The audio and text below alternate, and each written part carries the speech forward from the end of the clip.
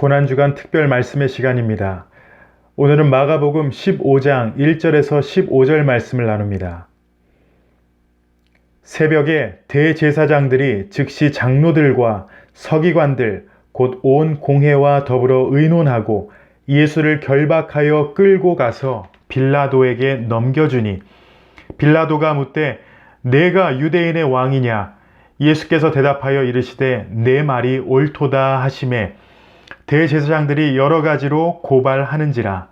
빌라도가 또 물어 이르되 아무 대답도 없느냐? 그들이 얼마나 많은 것으로 너를 고발하는가 보라 하되 예수께서 다시 아무 말씀으로도 대답하지 아니하시니 빌라도가 놀랍게 여기더라. 명절이 되면 백성들이 요구하는 대로 죄수 한 사람을 놓아주는 전례가 있더니 밀란은 꾸미고 그 밀란 중에 살인하고 체포된 자 중에 바라바라 하는 자가 있는지라. 무리가 나아가서 전례대로 하여 주기를 요구한대 빌라도가 대답하여 이르되 너희는 내가 유대인의 왕을 너희에게 놓아주기를 원하느냐 하니 이는 그가 대제사장들이 시기로 예수를 넘겨준 줄 알미러라. 그러나 대제사장들이 무리를 총동하여 도리어 바라바를 놓아달라 하게 하니 빌라도가 또 대답하여 이르되 그러면 너희가 유대인의 왕이라 하는 일을 내가 어떻게 하랴? 그들이 다시 소리 지르되 그를 십자가에 못 박게 하소서. 빌라도가 이르되 어찌미냐? 무슨 악한 일을 하였느냐 하니 더욱 소리 지르되 십자가에 못 박게 하소서 하는지라.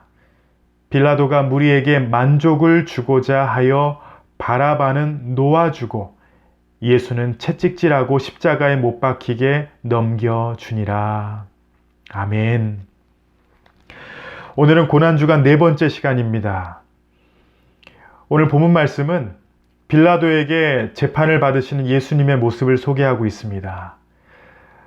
오늘 이 15장까지 오기 전에 예수님께서 붙잡히시고 어떠한 일들이 있었는지 이 전장의 내용들을 좀 나누면요.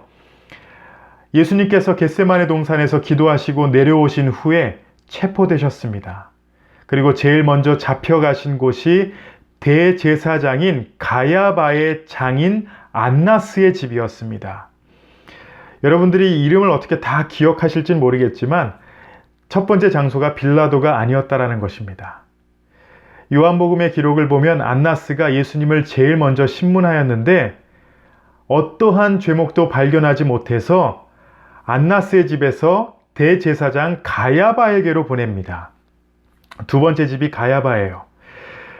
가야바에게서는 예수님께서 신성 모독이라는 죄명을 뒤집어 쓰고 사형 선고를 받게 됩니다. 그런데 문제는 유대 사회가 로마의 통치 아래 있었기 때문에 이렇게 사형 집행권을 그냥 유대인 안에서 어떻게 결정을 내릴 수가 없었습니다. 그래서 빌라도 총독의 법정에 가게 된 것입니다. 하지만 예수님을 처음 만난 빌라도는 예수님에게 어떠한 범죄를 발견하지 못했습니다. 그리고 예수님을 헤롯 안디바에게 보내어 신문을 받게 하였습니다. 그러니까 벌써 이제 네 번째 옮기셨어요. 여기서 끝나는 것이 아니라 헤롯 안디바도 독자적으로 판결을 내리지 못하고 다시 빌라도에게 돌려보냅니다. 그래서 빌라도가 예수님을 두 번째 만나 신문하는 내용이 바로 오늘 본문 말씀 마가복음 15장입니다. 그리고 예수님께서 빌라도와 2차 신문을 하신 후 사형을 받게 되신 것입니다.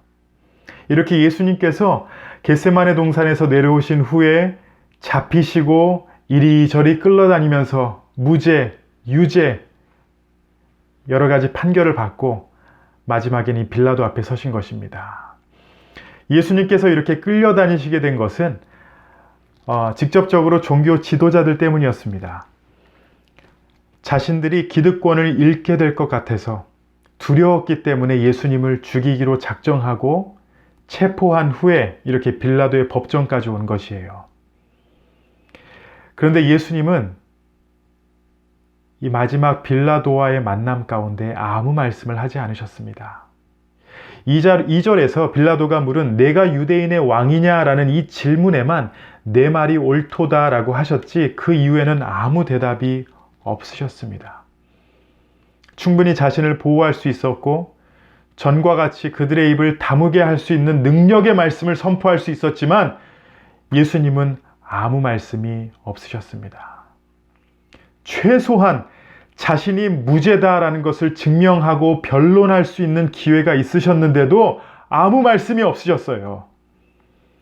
왜냐하면 겟세마네 동산에서의 기도와 같이 오직 아버지의 뜻이 이루어지기를 바라는 그 마음으로 그 자리에 계셨기 때문입니다. 예수님께서 가셔야 될 길을 아셨기에, 그리고 그 길을 순종하기 위해 아무 말씀이 없으셨습니다. 이 모습을 본 빌라도가 5절에 이렇게 말합니다. 예수께서 다시 아무 말씀으로도 대답하지 아니하시니 빌라도가 놀랍게 여기더라.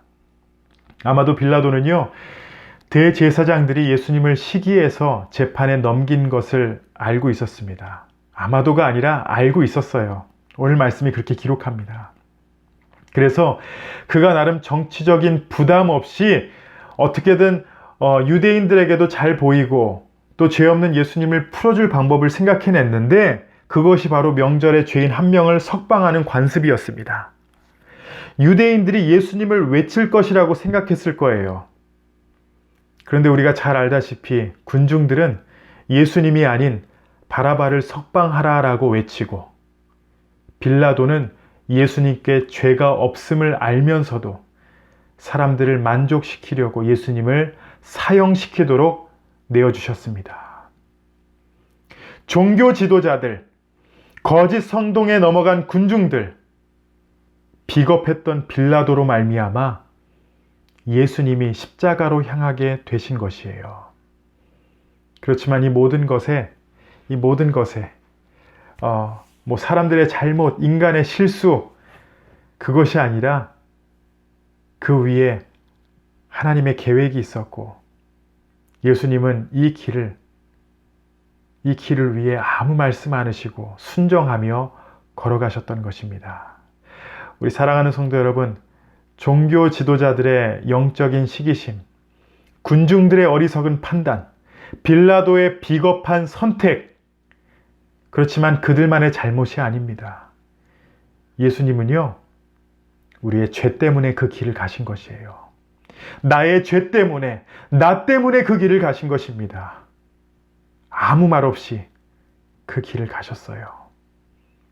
나를 위해. 우리가 하나님을 배반했지만, 우리가 하나님을 모른다 했지만, 우리가 세상에서 하나님을 부인했지만, 주님께서는 우리를 먼저 사랑하시고, 우리가 하나님을 아직 모르는 그 상황에서도, 죄악된 그 가운데서도 우리를 먼저 찾아오셔서 아무 말 없이 그 진리의 길을 걸어가시고 십자가에 오르신 것입니다. 우리가 믿고 바라보는 이 십자가는요, 바로 이러한 사랑의 메시지입니다. 하나님이 우리를 얼마나 사랑하시는가. 나를 위해 말없이 고통당하시고 죽으신 그 십자가입니다. 이 고난주간에 십자가의 의미가, 이 깊은 뜻을 여러분 더 깨달으시기 바랍니다. 말없이 나를 위해, 나의 죄를 위해 십자가로 향하신 하나님의 사랑이 우리 안에 충만하여 진정한 감사로 하나님 앞에 이번 한 주를 보내신 우리 성도님들 되시길 예수님의 이름으로 축원합니다.